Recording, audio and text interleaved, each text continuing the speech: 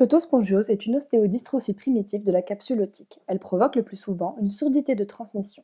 Il existe ici un trouble du remodelage osseux au niveau de la capsule otique dont la localisation préférentielle est la partie antérieure de la platine de l'étrier. Elle provoque une ankylose tapédo-vestibulaire responsable de la surdité de transmission. Les sons ont ainsi besoin d'être amplifiés pour être entendus. La partie antérieure de l'oreille interne est composée de la cochlée, seul organe de l'audition. La partie postérieure est, elle, constituée du vestibule et des canaux semi-circulaires qui participent à l'équilibration du corps dans l'espace. Elle est située sur la partie latérale du crâne, dans une partie de l'os temporal appelé le rocher, sous le lobe temporal du cerveau, dont elle est séparée par une coque osseuse. L'oreille moyenne est son étrier. Elle est composée de plusieurs structures principales, le tympan, la caisse du tympan, le marteau, l'enclume et l'étrier. Le tympan est une fine membrane d'environ 1 cm² de surface, légèrement creusée en entonnoir autour du manche du marteau. Il est fixé à l'os sur la plus grande partie de sa circonférence par une zone plus épaisse qu'on appelle l'annulus. Le tympan se compose de 3 couches, de la peau sur la face regardant l'extérieur, du tissu conjonctif au milieu et de la muqueuse sur la face située dans l'oreille moyenne. Il se divise en deux parties principales, la pars tensa qui occupe plus de 90% de la surface et la pars flaccida occupant les 10% restants. La caisse du tympan est la cavité de l'oreille moyenne. Elle se divise en 3 parties, l'attique ou épitympan en haut, le mésotympan, l'atrium au milieu et l'hypotympan en bas. Elle renferme en son centre les 3 osselets et elle est traversée par 3 nerfs, la corde du tympan, branche du 7, la deuxième portion du nerf facial et le nerf tympanique de Jacobson, rameau du 9. Le premier osselet, le marteau, est le plus long, le plus antérieur, le plus bas et le plus solide. Il dispose de 3 apophyses, une grande apophyse, le manche, visible à travers le tympan, une apophyse antérieure à la base du col et une apophyse latérale sur la face externe du manche à son origine. Il possède une tête cachée enfouie dans l'attique qui s'articule au niveau du corps du deuxième osselet, l'enclume, formant l'articulation incudo-malléaire. Le deuxième osselet, l'enclume, dispose d'un corps et de 2 apophyses, une courte apophyse et une longue apophyse, en contact avec le bouton du troisième osselet, l'étrier, formant l'articulation incudo-stapédienne.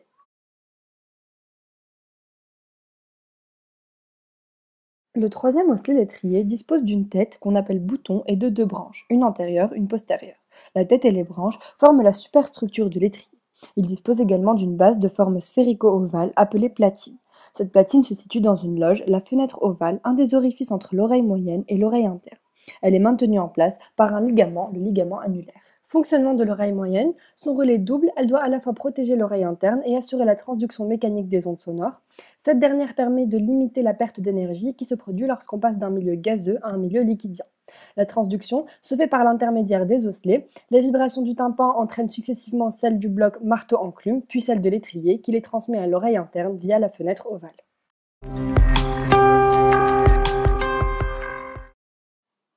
L'autospongiose est une des causes les plus fréquentes de surdité de transmission chez l'adulte. Elle touche principalement les jeunes femmes caucasiennes entre 15 et 40 ans et provoque une surdité de transmission le plus souvent bilatérale et asymétrique. Cette dernière s'aggrave progressivement sur le mode de poussée évolutive lors des épisodes hormonaux féminins.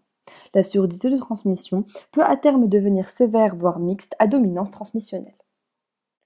L'autospongiose peut être liée à des facteurs génétiques dans le cadre d'une ostéogenèse imparfaite à transmission autosomique dominante, à la rougeole, à des facteurs hormonaux, auto-immuns ou à une maladie du remodelage osseux. L'éthiopathogénie de cette maladie est encore aujourd'hui méconnue. L'autospongiose est induite par un remodelage osseux anormal de la capsule otique. En temps normal, l'action protectrice de l'ostéoprogestérine va empêcher cette anomalie. Cette dernière est inhibée par divers mécanismes dans la maladie, donnant lieu à une résorption osseuse par les ostéoclastes, donc l'os normal va être remplacé par un tissu fibreux, ainsi qu'à une reconstruction osseuse par les ostéoblastes, qui va former un os plus dense que l'os normal et donnera une sclérose cicatricielle du foyer autospongieux. Le remodelage touche majoritairement la fenêtre ovale, mais peut également toucher l'ensemble de la capsule otique autour de la fenêtre ronde, de la cochlée, du vestibule ou même du conduit auditif interne. Il englobe alors la partie antérieure de la platine de l'étrier, région de la fistula antefenestram, provoquant sa fixation au promontoire, sarcophage osseux autour de la cochlée. Ainsi, la transmission de l'onde sonore à l'oreille interne est bloquée. Concernant l'interrogatoire, on va rechercher une hypoacousie d'installation progressive, bilatérale et asymétrique. On recherche également une paracousie de Willis, c'est-à-dire que le sujet va déclarer entendre mieux dans le bruit que dans le silence. On demande s'il a des acouphènes, permanents ou intermittents, des sensations de vertige, s'il a une bonne discrimination vocale, et on vérifie s'il a ou non des antécédents familiaux d'autospongiose. Examen clinique et paraclinique. À l'examen otoscopique, on retrouve un tympan normal avec un signe de Schwartz, c'est-à-dire qu'on a une tache rose rétrotympanique. Ceci témoigne d'une hypervascularisation de la muqueuse du promontoire. Au tympanogramme, on retrouve une compliance tympanique normale, voire diminuée par blocage ossiculaire. À l'impédensémétrie, on a une abolition du réflexe stapédien du côté sourd. À l'examen acoumétrique, on a tous les signes de surdité de transmission, soit un RIN négatif, un Weber latéralisé côté sourd et un Lewis négatif. Le bilan audiométrique révèle une surdité de transmission prédominant sur les graves, parfois surdité mixte. La TDM du rocher est l'examen clé de cette maladie, car il permet son diagnostic. On voit un foyer autospongieux apparaissant hypodense typique dans plus de 90% des cas. On voit un épaississement platinaire, décrit selon la classification de Veillon, et on recherche des lésions associées, car cela pourrait affecter le bon déroulement de la chirurgie. Enfin, on fait un bilan anatomique du set procident oreille geyser qui contre-indiquerait à la chirurgie. Le choix du traitement se fera selon les symptômes, leur intensité, donc le degré de surdité, la présence ou non de signes vertigineux, l'état général du patient, ainsi que ses antécédents médicaux et son avis. Lors de la lecture d'urine sur l'audiométrie, si l'écart entre conduction osseuse et aérienne est inférieur à 25 décibels, on s'abstient d'opérer.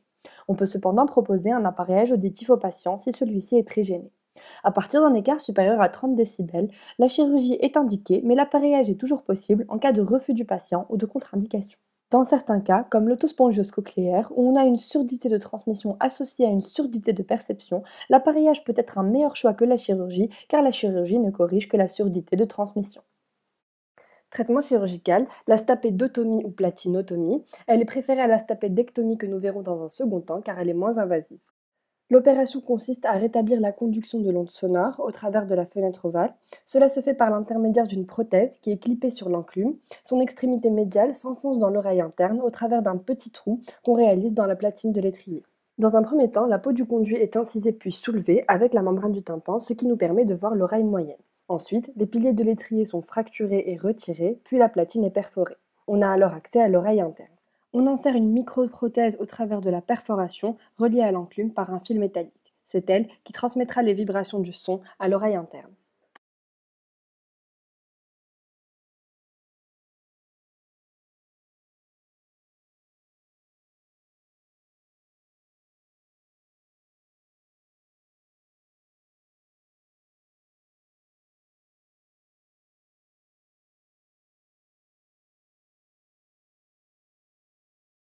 Les contre-indications sont une surdité totale contralatérale, une surdité de perception pure, des vertiges associés, des contre-indications à l'anesthésie générale ou une oreille unique.